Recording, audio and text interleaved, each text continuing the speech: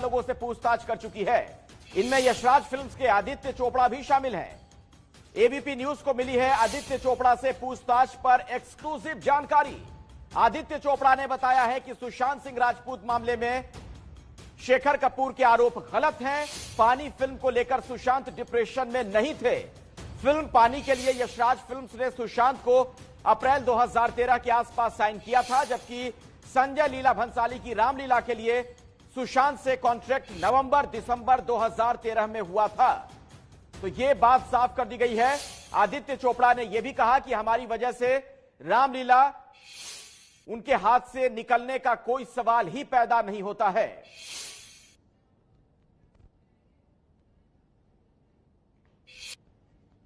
आइए हम आपको सीधे लिए चलते हैं गणेश ठाकुर के पास। हमारे सहयोगी हमारे साथ जुड़ चुके हैं।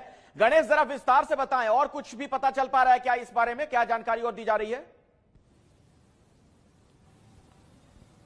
जी देखिए, कई अहम खुलासे आदित्य चोपड़ा ने 4 घंटे की इस पूछताछ में की है, क्योंकि इस पूरे सुशांत सिंह मौत के मामले में वाईआरएफ को कहीं ना कहीं विलन बनाया गया था और ये लगातार आरोप लग रहे थे कि वाईआरएफ के साथ हुए कॉन्ट्रैक्ट की वजह से ही सुशांत सिंह राजपूत के हाथ से रामलीला, बाजीराव मस्तानी जैसी बड़ी फिल्में चली गई थी और पानी, जो एक बिग बजट फिल्म वाईआरएफ बनाने जा रहा था, वो नहीं बनी, जिसके बाद से वो डिप्रेशन में चले गए, ऐसा आरोप था।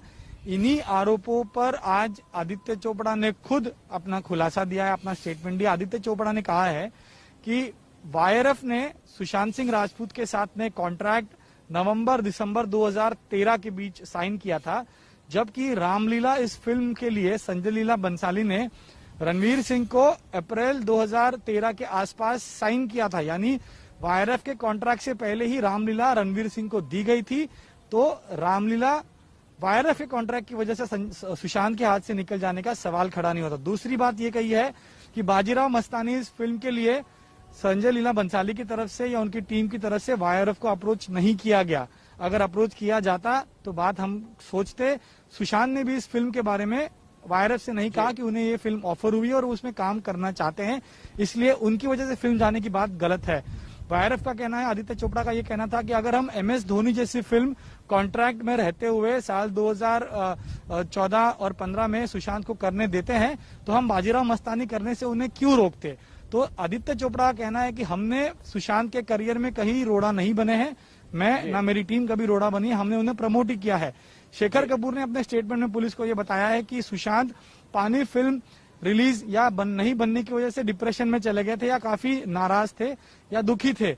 आदित्य चोपड़ा का कहना है कि ये सरासर गलत इल्जाम वाईआरएफ पे लगा है, क्योंकि शेखर कपूर की इस फिल्म में जो वाईआरएफ बना रहे थे उसमें खुद वाईआरएफ ने सुशांत सिंह राजपूत को कास्ट किया था और शेखर कपूर से कहा था कि ये लड़का अच्छा काम करता है, इसे हम कास्ट करना चाहते हैं। और बाद में शेखर कपूर ने सुशांत को वाईआरएफ के कहने पे फिल्म में कास्ट के लिए मंजूरी दी थी। सुशांत सिंह राजपूत की इस फिल्म में आदित्य चोपड़ा ने कहा है कि हमने 5 से 6 करोड़ रुपए लगाए भी थे और वो 5 से 6 करोड़ लगाने के बाद जब क्रिएटिव डिफरेंस से शेखर कपूर और उनके बीच में आ गए थे तब ये फिल्म बनी और उसके बाद सुशांत को कॉन्ट्रैक्ट से रिलीज कर दिया था और रिलीज होने के वक्त किसी भी तरह के विवाद की कोई बात नहीं है। सुशांत सिंह अपनी मर्जी से गए थे और हमने उन्हें रिलीज किया था। तो ठीक है जी गणेश, जरा ये भी बताइए कि क्या जो आरोप लगाए गए शेखर कपूर की तरफ से सिर्फ उसी को लेकर आदित्य चोपड़ा पर सवाल खड़े हो रहे हैं या पर्दे के पीछे की कुछ और भी कहानी सामने आ रही है? जी देखिए, पुलिस का जो line of investigation Aditya Chopra के साथ था वो था सुशांत के और वाईआरएफ के बीच के कॉन्ट्रैक्ट का और शेखर कपूर ने जो फिल्म पानी को लेकर कहा था उसके बारे में। इसके अलावा जो बिजनेस डील हुई थी, पैसे, साइनिंग अमाउंट्स, इनके बारे में पूछताछ हुई कि क्या कोई साइनिंग अमाउंट को लेकर विवाद था, क्या कोई पैसे दिए गया था। रिया चक्रवर्ती के बारे में भी आदित्य चोपड़ा से पुलिस ने पूछताछ की है, क्योंकि रिया चक्रवर्ती भी वाईआरएफ कॉन्ट्रैक्ट में थी और रिया ने पुलिस को यह बताया था कि सुशांत ने उन्हें कहा था कि वाईआरएफ से साथ काम न करें। इसको लेकर भी पूछताछ हुई है, रिया के कॉन्ट्रैक्ट को लेकर भी पूछताछ हुई है, लेकिन मोटा मोटी जो आरोप वाईआरएफ के बारे में लगाए गए थे उस पर आज पहली बार आदित्य चोपड़ा ने साफ साफ कहा है कि सारे आरोप बेबुनियाद हैं, कोई तथ्य नहीं, किसी तरह का मतभेद नहीं था, ना कोई ग्रुपिज्म सुशांत के खिलाफ शुरू किया गया था, सुशांत से कोई उनके अनबन नहीं थी, सुशांत ने कभी उनके बारे में कहीं कहा नहीं था। तो जो भी कहा जा रहा है वो मीडिया या सोशल मीडिया के प्लेटफॉर्म के जरिए उनको निशाना बनाने के लिए कहा जा रहा है, लेकिन इसमें कोई तथ्य नहीं है। और जो कॉन्ट्रैक्ट की रकम है, फिल्मों के बारे में है, ये सारी बातें हो रही हैं। और जो नेपोटिज्म और ग्रुपिज्म की बात हो रही थी उसको लेकर भी सवाल पूछे गए हैं, जिसको उन्होंने सिरे से नकारा है। जी, तो ये तो आदित्य चोपड़ा का पक्ष हुआ, ये जो आप जानकारी दे रहे हैं गणेश, लेकिन क्या पुलिस कुछ और विशेष जानकारी दे पाई है? अब तक की तफ्तीश उनकी कहां तक पहुंची? जी देखिए अखिलेश, पुलिस का लाइन ऑफ इन्वेस्टिगेशन अब सुशांत के डिप्रेशन को लेकर की तरफ आगे बढ़ रहा है। और एक ब्रेकिंग और बड़ी जानकारी अभी जो मिल रही है उसके मुताबिक सुशांत सिंह राजपूत सिर्फ एक डॉक्टर से इलाज नहीं करा रहे थे, तो 4 डॉक्टरों से उनका इलाज चल रहा था। और पिछले 1 साल में 4 अलग अलग डॉक्टर्स के पास वो गए थे।